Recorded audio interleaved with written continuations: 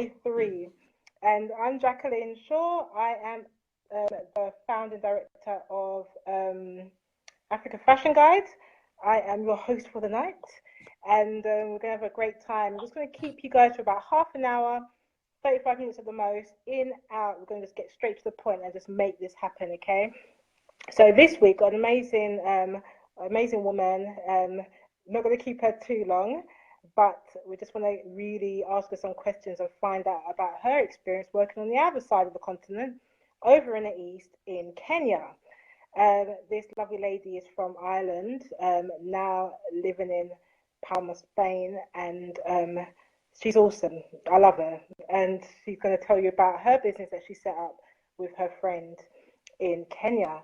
So I'd like to introduce Joan Hughes. Or Joan, your surname has changed. What's your surname now? Kerwin. Joan Cohen, just get it correct. I know her as Hughes, but she's a lovely lady.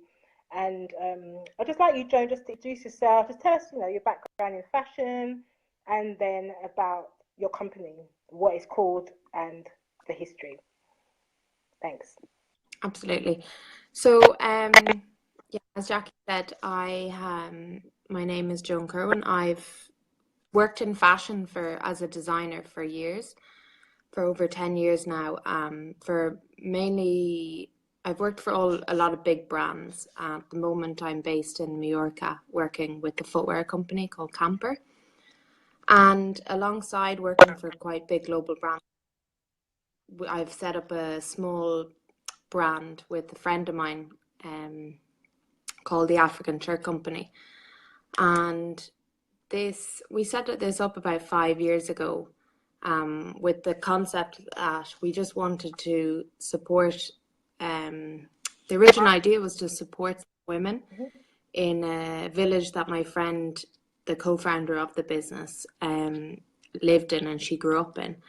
And they were really struggling because they were trying to maintain some traditional ways of farming that was not sustainable.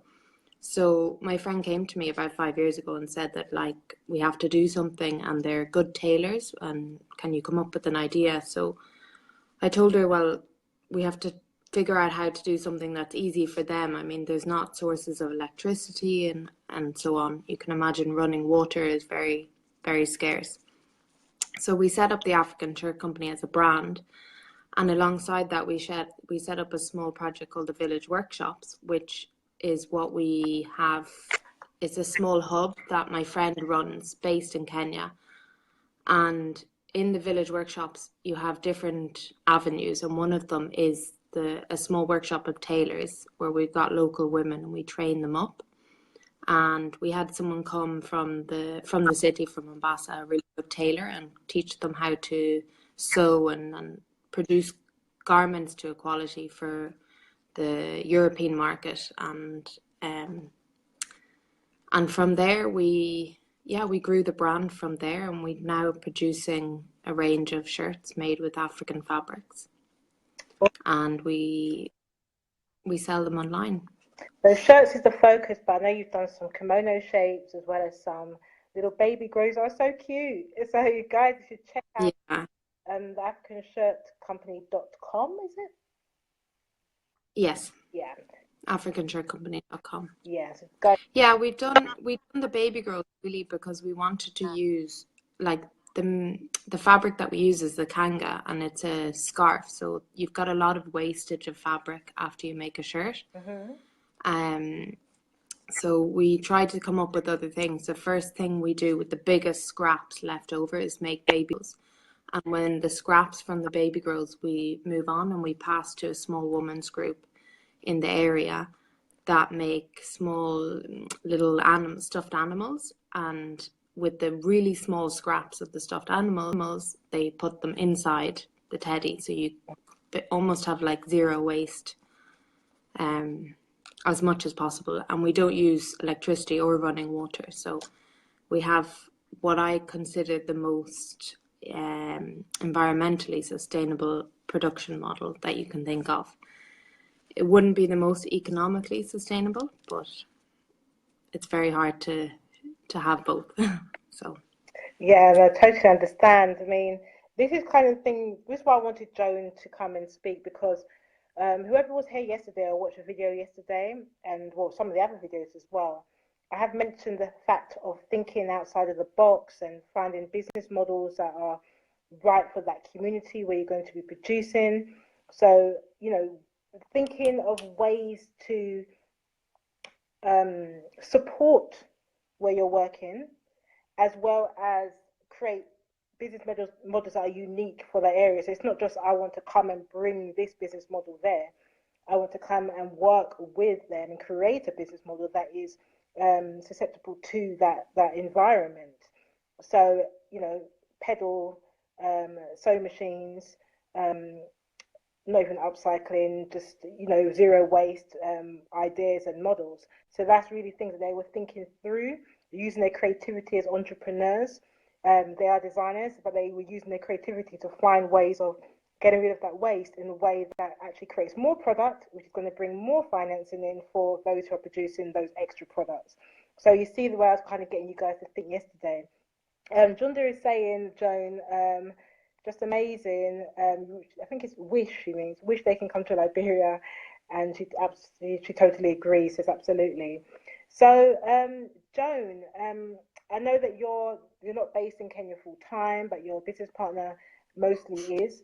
So, what kind of challenges have you faced as a business working in Kenya specifically? Um, I would say, I think sourcing materials, raw materials to make the goods. Like we make the shirts, so things like I don't know, like you'd have backings of the collar, fusings, buttons, threads. All of these things are really hard to source. And then the main material is we wanted to use African cotton, and it's been a real challenge to find 100% cotton and fabric that's been produced in Africa ideally in Kenya because It's um, local. you know the borders in throughout Africa are a disaster. So getting the fabric from one place to another, it's almost cheaper to buy it in the UK. Yeah. It's not almost, it actually is cheaper to buy in the UK, but regardless, it's very hard to source it. And when we have found somebody that does produce it in or says they produce it somewhere in Africa, they're not very reliable, and often the fabric, the color runs, or we don't get the order that we put in. They don't get back to us. They've taken our money. Like we've had a lot of issues. So sourcing in general of all raw materials has been a nightmare. And then at the same time, like for the buttons in the end, to get really good quality buttons, so I ended up having to outsource I bought them in Brazil. Oh, wow. And yeah, we're really happy with the buttons because our quantities are so small. So you can't go to a shop in the UK, but you can't go to the huge suppliers. So it's quite hard to find somebody that will supply with our quantities. Anyway, we've got really nice buttons now that have the engraving of the logo that I think has improved the shirts for the Western market quite a lot, which is the standard people expect. However, getting them into Kenya was a nightmare, and they ended up in the wrong hands, and we had to pay $150 to someone that managed to get the package. We couldn't figure out who it was, but they contacted us and said they have our package. We have a huge issue with sourcing and logistics and shipping. And then at the same time, not just getting raw materials into Kenya, but even getting the shirts to the markets that we sell in, because we started to sell in the US as well. And it's just a nightmare. When it comes to logistics, we've changed every time we try a different company, a different courier, or a different route through the world to get the shirts to arrive.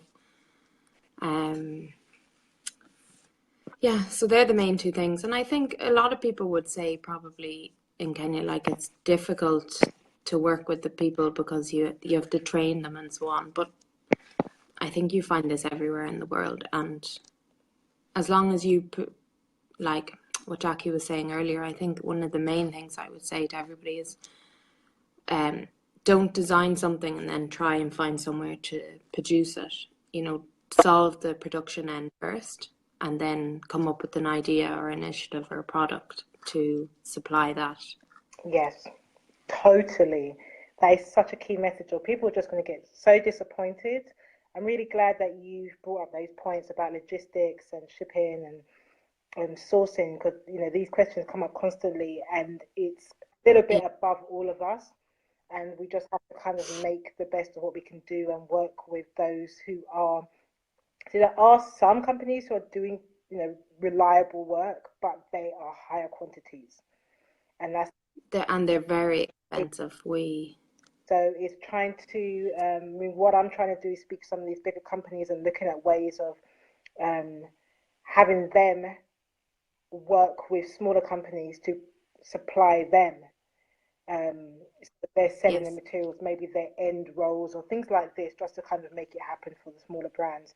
If anybody's new tonight who's just logged on, I'm here with Joan Kerwin of the African Shirt Company.com, a shirt brand, shirt brand, which is made in Kenya using pedal machines. Hi, Samira. You're welcome. You're welcome. And Joan is just finishing saying about some of the challenges that they have faced as a company. If you're just joined, do say hello. Just leave a little message in the comment box so we know that you're here. What about some of the good points? What are the positives that you found working in Kenya and doing what you're doing? There must be some joy. Well, absolutely. I mean, we don't work with any external producers or anything like that, so I can't really comment in the sense like working with other businesses within Kenya, but working with the people is amazing, because I don't know how many of you have been there, or some of you probably live in Africa or different. For me, I've just been in Kenya a few times, and the people are amazing. And I think it's one of the things that caught me. No matter how difficult things are for them, I just find it amazing how their spirit keeps up, and they find a solution. Even maybe it won't be the solution you have or that you'd ever hope that they would have, but they always find a solution for something, and their sense of humor and their ability to just keep going and keep their spirits up is amazing. So like for me, working there has been amazing. And then from a business point of view, our business model, what we're doing, it's been very easy to market it and sell the products because of the type of model that we've set up and the initiative behind the business. So that's a positive. I mean, if you're looking for something, a lot of people are looking for, like the next best business, and they want the next best thing. And really, like, having a story like we have is a big leap up in terms of setting up a business. Awesome. And I know you was mentioning some of the logistical issues. I mean, can you mention one of the better companies that you've worked with? Like, do you use DHL, or do you literally? Yeah, FedEx has been one of the better ones. Okay. But yeah, there's an office near a village about 40 minutes away, a small FedEx office that we can use. Office, no, it would be more a dealership there. So FedEx has been really good. And then what else? That's it, really. Yeah, FedEx is probably your best. We tried DHL, it's not been good. UPS has not been good. Okay. And then I know that a lot of companies, I mean, if you're a designer or brand and you're looking for somewhere to produce, you could try and look for a factory within an EPZ zone, which is an export processing zone. And that makes life a lot easier, because if you have the quantities that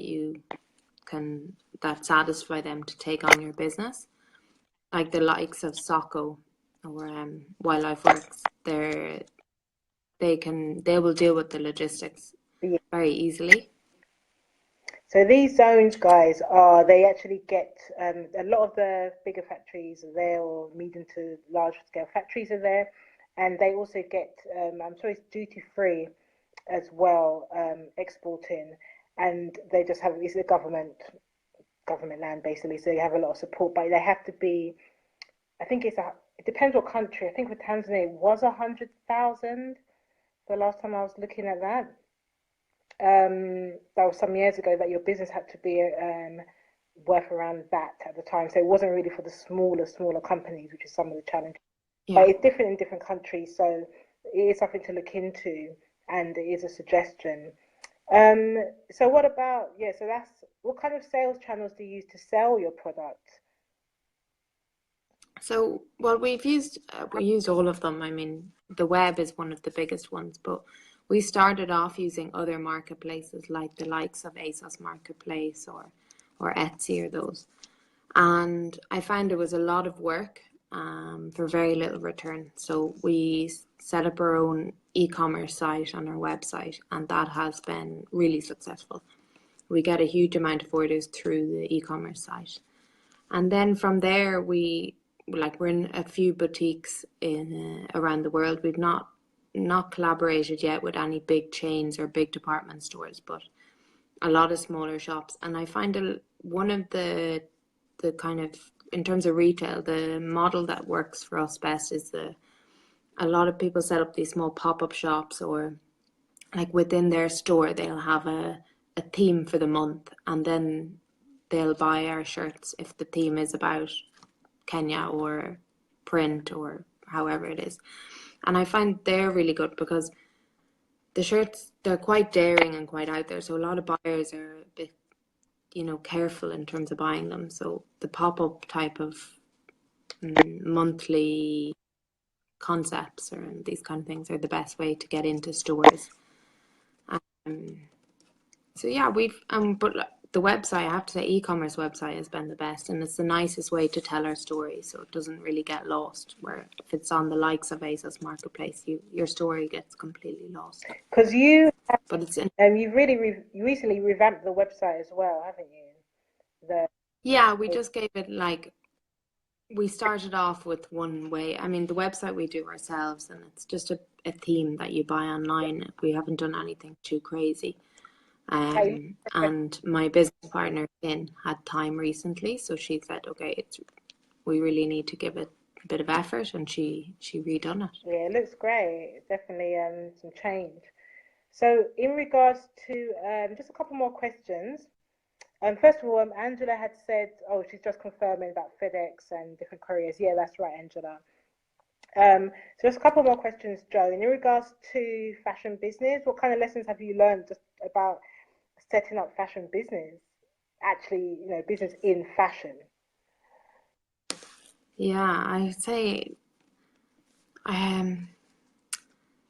don't underestimate the time it takes to take photographs and put up stuff online, because I think that is one of the most time-consuming things. Yeah.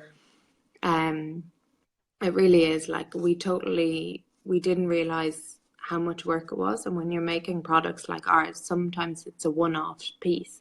So it's not like you're photographing it and selling 5 or 6 of them, or even 20, 30 of them. You just sell that one.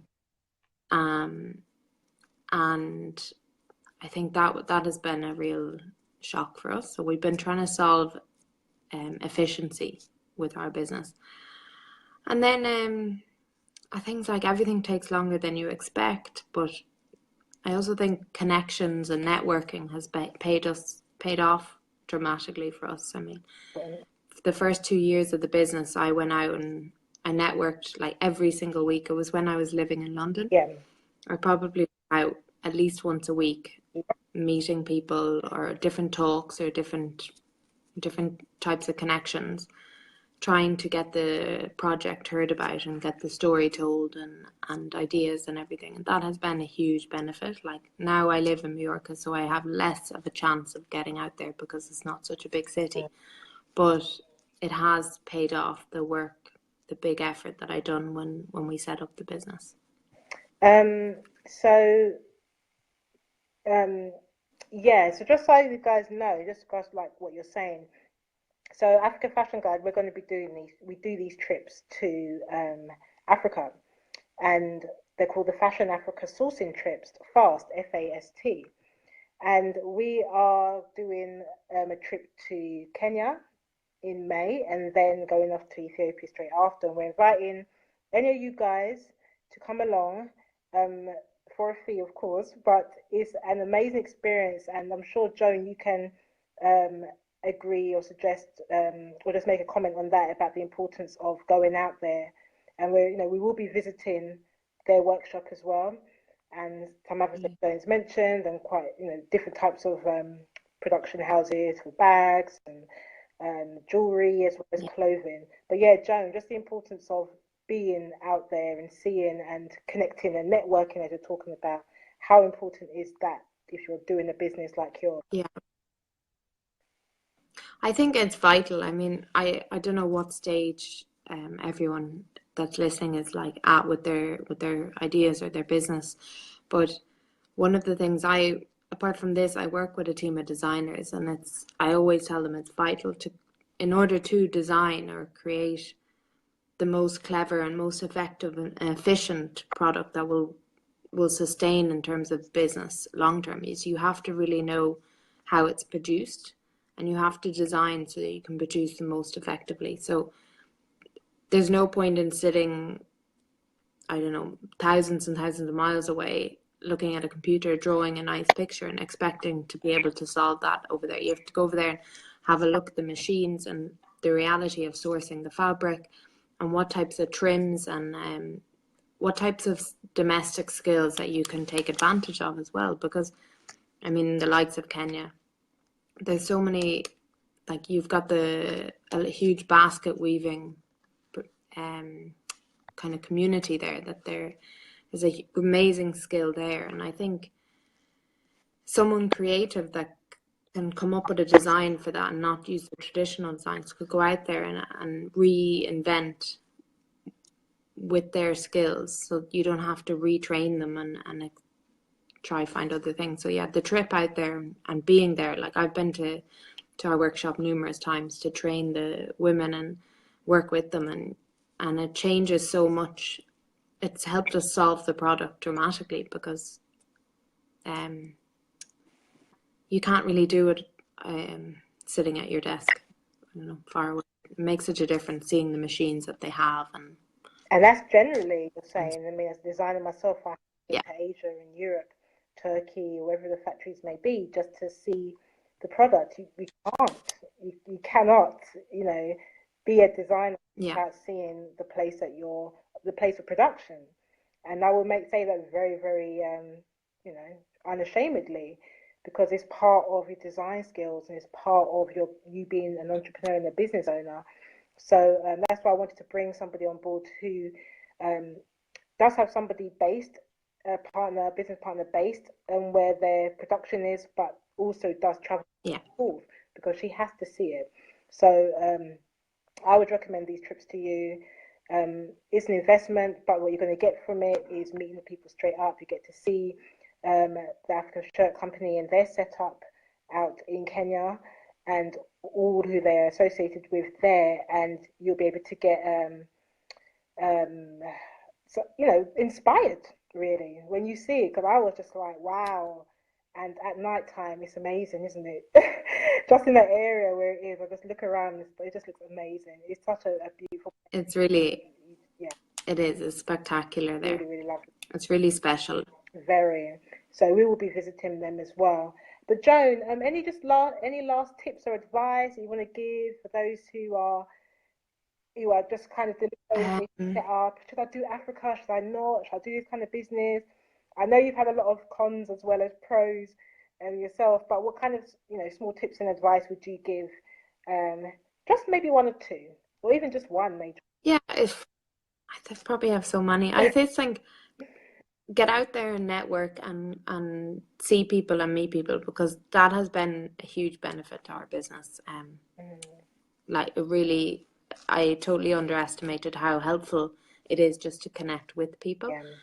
And I also would say, like, don't go there if you really are keen on making something in Africa. Go on a trip and be inspired by the stuff there, and find a solution of how to produce it before you design it, because that's what we did. I knew that the women in the village that my friend really, really was keen to help and give an alternative income, she told me they're good tailors, but they can't pattern draft, they can't pattern cut. So I knew that the product that we made had to be, I had to have the same pattern. We couldn't change it, so it couldn't be fashion, it couldn't be seasonal. Things like a shirt, once you learn how to make a shirt, you don't have to change the shape that often. I mean, we have kept up to date in fashion, especially for the woman style, but it's not a huge amount of skill that they didn't have. So we just train them up on the tailoring side to be the quality that we expect. But they already had the skill. They were women that were already making local outfits and school uniforms, and they had, some of them had even been to tailoring school. And actually since then we've sent them all to tailoring school with Socko. But yeah, I would say two things: network as much as possible. It's been huge help, and get out there and don't design anything until you're there. Perfect. I think. But do it. We do. Don't not do it. It's amazing. Oh wow! You see, guys. It's been the best thing we've done. You see, guys. Thank you. You see, this is a passion, and this is somebody who's gone through some challenges, but is still saying do it. But her wisdom in going networking and then going out there are, yeah, so key. I totally agree. That's how I've done my own business. As I keep telling you guys, I went out to different African countries, and I haven't just been to the countries once. The majority of them I've been to more than once, maybe 2, 3, or 4 times. I think Ghana is the one I've been to the most, like 6 times to Ghana. And this is just since 7 years. So that's a lot of traveling, but it's so important, guys. And I really, really advise you to take those tips on board. So, guys who have just arrived, we're going to close up right now, but I just want to just let you know that I just did a Facebook Live with Joan Cohen. She is one of the founding directors of the African Shirt Company, a company in Kenya. I was going to say somewhere else, in Kenya, and she has a business partner who's also based there, and they basically do shirts using kangas, and usually kitenge. It's mostly kangas, isn't it? Kanga, and we use kikoi fabric as well, the cotton. But also, Jackie, sorry, I never really mentioned enough about the village workshops, because if people are interested, I mean, you mentioned it that you're going to visit them on their trip, but along with the brand, we set up village workshops, which is a sustainable production initiative that I mentioned at the beginning. And that's available for other brands. Really, the idea is to give the women as much work as possible. And if we can get more brands on board with the village workshops, we can employ more women and train more women. So if anyone's interested in this whole production, no electricity, no running water, so very simple products, it's also get in touch with us, and I'll put you in touch with my business partner who runs that site. There you go. But we definitely will be visiting them, and it's in May, so you can take action and just come along and see it for yourself. I don't think you'll be disappointed. There's different types of product that they do, and yeah, they've been doing it for 5 years, so they've tried and tested a lot of things. So it's time to get up off your behind, people, and make it happen. But Joan, thank you so much. Absolutely. Really appreciate your time, and everything that you shared has been amazing. Really can't wait to come out and see what Clara and the team is doing. I think she had one baby when I first came over. I don't know how her family has grown since then, but I hope she's well. Clara, she has two babies now. 2 babies, okay. Yeah, so Clara is a production manager for the African Shirt Company, so it'd be great for you guys to come and meet them. I really highly recommend them, and the shirts are really cool as well. So make your purchase as well. Why not? So thank you, Joe, for your time, everybody.